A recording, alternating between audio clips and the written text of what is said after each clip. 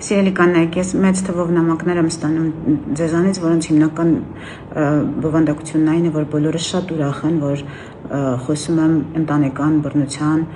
կանանց հանդեպ բռնության հիմնախնդրի մասին։ Ստանում եմ նաև նամակներ օգնության կարիք ունեցող կանանց կողմից եւ այսօր ուզում եմ դրանցից մեկը ընթերցել։ Բարև ձեզ, տիկին Աննա Հակոբյան։ Ես ընտանիքում ամուսնու կողմից բռնության ենթարկված անձ եմ եւ դիմում եմ ձեր օգնությանը 10 տարի շարունակ ենթարկվել եմ ֆիզիկական եւ հոգեբանական բռնության 2025 թվականի սեպտեմբերի 10-ին, երբ վերջապես որոշեցի դուրս գալ այդ հրեշի ճանկերից, դիմեցի Վանաձորի ոստիկանություն ծեծված եւ բազմաթիվ վնասվածքներով։ Ամուսնուս նկատմամբ կիրառեցին 25-օրյա անհետաձգելի միջամտության որոշում, դրանից քիչ ժամանակ անց ամուսինս խախտելով այդ որոշումը նորից մոտեցավ ինձ եւ բռնության ենթարկեց։ Նորից դիմեցի ոստիկանություն եւ կրկին կայացրեցին անհետաձգելի միջամտության որոշում, նորից չենթարկվեց եւ բազմիցս խախտելով այդ որոշումը եկել եւ բռնությանը ենթարկել ինձ։ Դրանից հետո խախտելով դատարանի կողմից կայացված պաշտպանական որոշումը այս տարվա մայիսի 13-ին շքամուտքում մետաղյա ձողով հարձակվել է իմ վրա եւ ծեծի ենթարկել, ինչի արդյունքում հայտնվել եմ Վանաձորի բժշկական կենտրոնում վերակենդանացման բաժանմունքում ծայրահեղ ծանր վիճակով։ Ունեցել եմ դեմքի բազմաթիվ բեկորներ, կոտրվածքներ, ցավային շոկ, բազմաթիվ սալջարդեր, գլխի բաց վերքեր,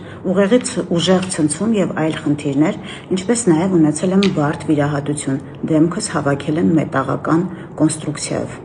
Դրանից հետո իրեն որպես խափանման միջոց 2 ամիս պահեցին Վանաձորի քրեակատարողական հիմնարկում, իսկ այսօր խոսքը երեկվա մասին է, նամակը երեկ եմ ստացել, դատարանը փոխեց խափանման միջոցը եւ նշանակեց տնային կալանք։ Ես շատ լավ ճանաչելով իրեն եւ իմանալով իր դրսեւորած վարքը, ինչպես նաեւ հաշվի առնելով անցած բոլոր դեպքերը, մեծագույն խնդրանք ունեմ ձեզ, անդրադարձեք իմ դեպքին։ Ես ունեմ 3 անչափահաս երեխա եւ շատ եմ վախենում իմ կյանքի համար։ Ինչպես նաև հաշվի առնելով այսօրվա դատարանի որոշումը, ինձ օրենքով պաշտպանված չեմ զգում եւ ունեմ ձեր օգնության կարիքը։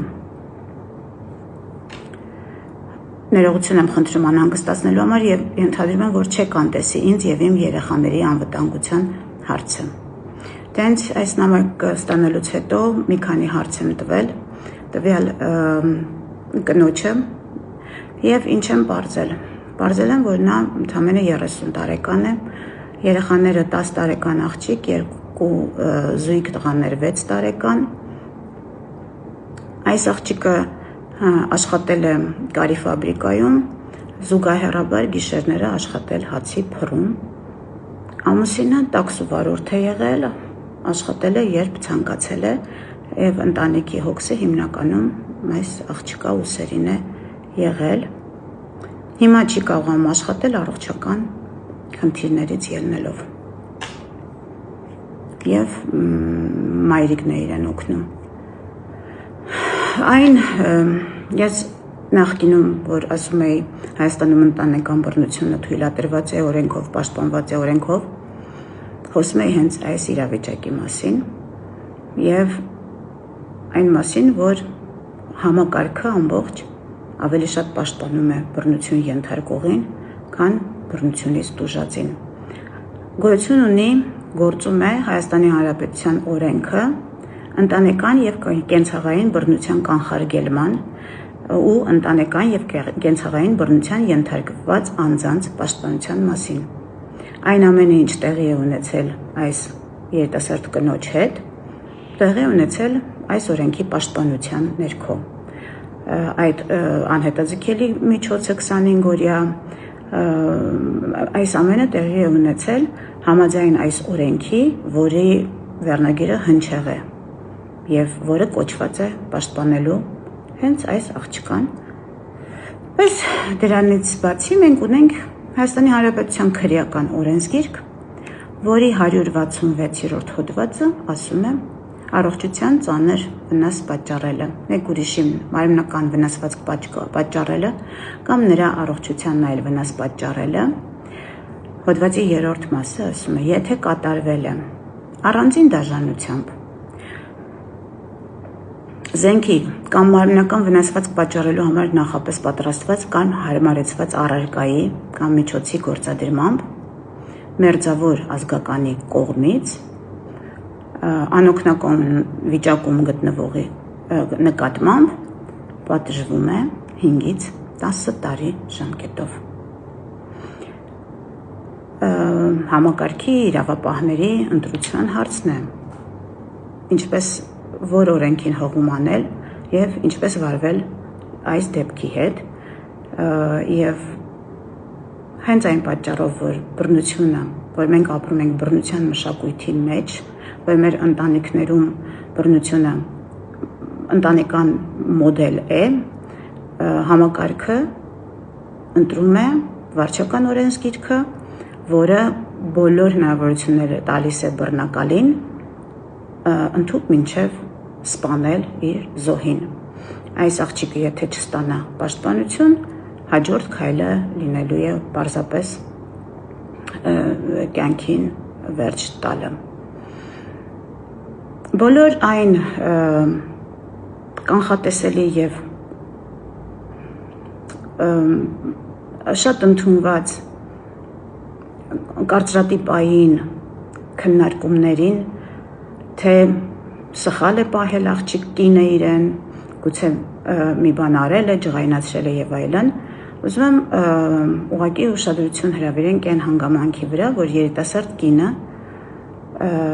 ամբողջ ընտանիքի կենցաղային հոգսը վերցրել է իր վրա, աշխատել է ցերեկը ամբողջ օրը,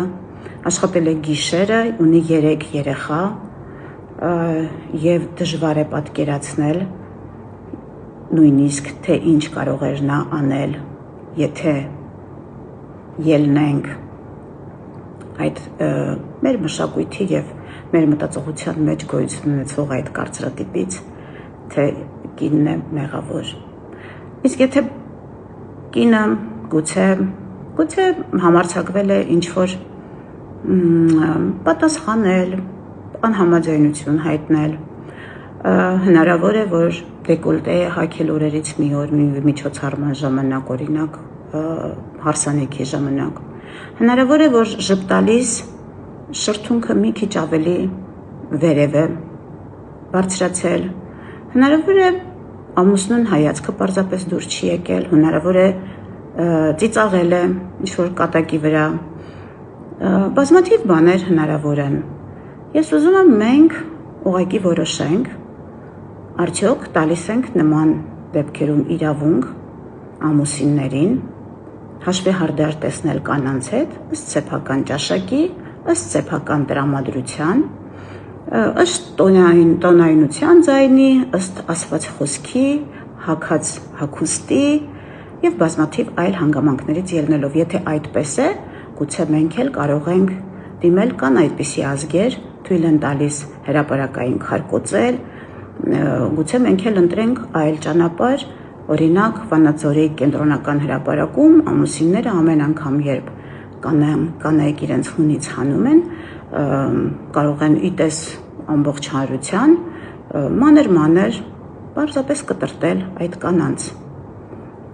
Կուզեն կարող են կտրտել այնքան մինչև շունչները փչի, կուզեն կարող են կյանք շնորհել մինչև հաջորդ նման դեպքը։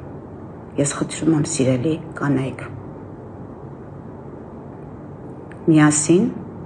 հստակ և բարձրաձայն ասենք, չենք հանդուրժում այլևս, կարճ, կոնկրետ։ Շնորհակալություն։ Հուսով եմ իրավապահները լսեցին այս դեպքի մասին և թույլ չեն տա 3 տնային կալանք ստացած տղամարդուն գնալ և սպանել իր կնոջը։